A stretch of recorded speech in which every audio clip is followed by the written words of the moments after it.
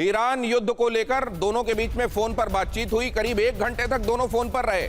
Iran पर Trump की नीति से नेतन्याहू बेहद नाराज बताए गए। ईरान पर भीषण हमले के पक्ष में नेतन्याहू। अमेरिकी अधिकारी के हवाले से यह दावा किया जा रहा है, CNN का भी यह दावा है।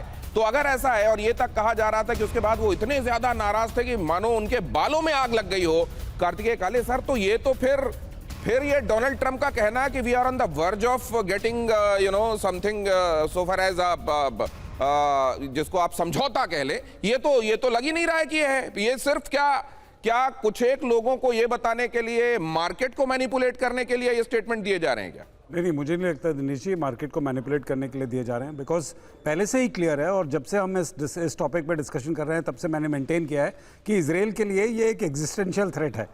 देखिए, ईरान के पास न्यूक्लियर वेपन्स होना और यूएस का वो पहला सबसे बड़ा पॉइंट जिस पे मैक्सिमलिस्ट पोजीशन यूएस ने ली है, जिसके कारण एक्चुअली आगे टॉक्स बढ़ नहीं रही हैं, ये पॉइंट जो है ये डायरेक्टली इजराइल की सिक्योरिटी और सेफ्टी पे रिफ्लेक्ट करता है। इसमें कोई शक नहीं है। इनफैक्ट कुछ दिन पहले शायद ट्रंप ने ये बयान भी दिया है कि we will look after the security of Israel and ensure that there is no nuclear attack. देखिए, दिस काइंड ऑफ स्टेटमेंट, इसका कोई सेंस नहीं बनता है। कोई किसी को ये ऐसा कुछ इंश्योर नहीं कर सकता है।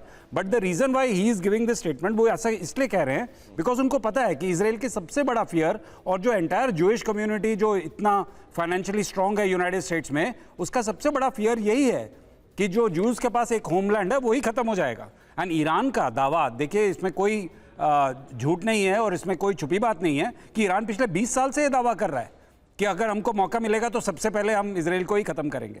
तो जो फैक्ट्स जमीन पे हैं और जो सामने दिख रहे हैं उससे बड़ा क्लियर है कि इजराइल की एग्जिस्टेंशियल थ्रेट जो है उसको इतनी जल्दी वेव ऑफ नहीं किया जा सकता। यूनाइटेड स्टेट्स उसके साथ इस बात पे ज़रूर खड़ा रहेगा और जब तक कि ईरान न्यूक्लियर इशू पे अपने पैर या घुटने थोड़े झुकता नहीं है तब तक ये पॉसिबल नहीं है। ये तो जो आप कह रहे हैं कार्तिकेय काले सर, अगर ऐसा है तो वो यूरेनियम मान लीजिए, उनको यही लग रहा होगा कि हम एक बात मानेंगे तो दूसरी पे आ जाएंगे, दूसरी मानेंगे तो तीसरी पे आ जाएंगे। कि एनरिच यूरेनियम मान लीजिए हम किसी तीसरे देश में रखने की बात कर दें तो ये कहेंगे कि अब तो बिल्कुल एनरिच, अब आप एनरिच कीजिए ही मत, अब आप अपनी बिजली के लिए भी एनरिच मत कीजिए, न जाने कौन सी। क्योंकि अगर ये एग्जिस्टेंशियल थ्रेट के तौर पर देखा जा रहा है तो जाहिर है किसी भी चीज को कहा जा सकता है कि हमको इससे प्रॉब्लम है, इसको बंद करो, नहीं तो तुमको समाप्त कर रहे हैं। और अगर ऐसा है तो कोई समझौता अस्तित्व में आएगा कि नहीं आएगा? क्योंकि यहां यह खबर देखिए बड़ी महत्वपूर्ण है, नेतन्याहू वही करेंगे जो मैं कहूंगा, कह रहे हैं डोनाल्ड ट्रंप।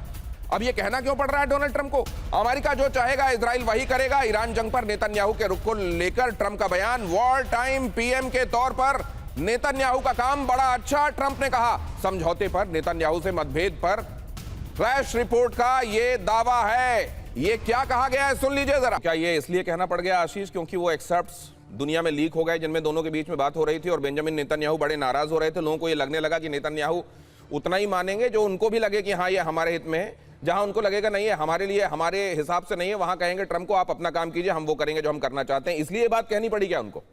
एग्जैक्टली और ये शुरू से ही डोनाल्ड ट्रंप के लिए एक फेस वैल्यू का सवाल बनता रहा है। जब से ये वॉर शुरू हुई है, दो चीज़ें क्लियर रही हैं कि एक तरफ फेस बना है अमेरिका, लेकिन ये क्या अमेरिका की लड़ाई थी? अमेरिका की लड़ाई है। और अगर निकलने वाली रैंप ऑफ वाली बात है तो क्या वो अमेरिका को ही लीड करना है? ये एक बड़ा क्वेश्चन हमेशा से ही डोनाल्ड ट्रंप को कचोटता रहा है और इसीलिए वो ये दुनिया को प्रूव करने की, बताने की कोशिश कर रहे हैं कि ये मत मानिए कि मैं कठपुतली हूं, ये इजराइल की वॉर नहीं है, ये हमारी जॉइंट वॉर है। ये केवल इजराइल के लिए खतरा नहीं है, ये हमारे लिए भी खतरा है। बेसिकली वो अपनी लीडरशिप दिखाने की अभी भी असर्टिवनेस कोशिश कर रहे हैं कि यहां पर तुरुक का इक्का और पत्ता मेरे ही हाथ में है, मैं ही डिसाइड करूंगा। ये प्योर, अगर आप देखिए कि आपने जो एक इंपॉर्टेंट लाइन कही ना कि उनको कहना क्यों पड़ रहा है, बस यही बात है। ये पूरी तरह से सम अप करता है इनके पूरे स्टेटमेंट को कि उन्हें कहना पड़ रहा है क्योंकि उन्हें पता है कि यहीं पर उनकी क्रेडिबिलिटी क्राइसिस है और इसीलिए वो असर्ट करने की कोशिश कर रहे हैं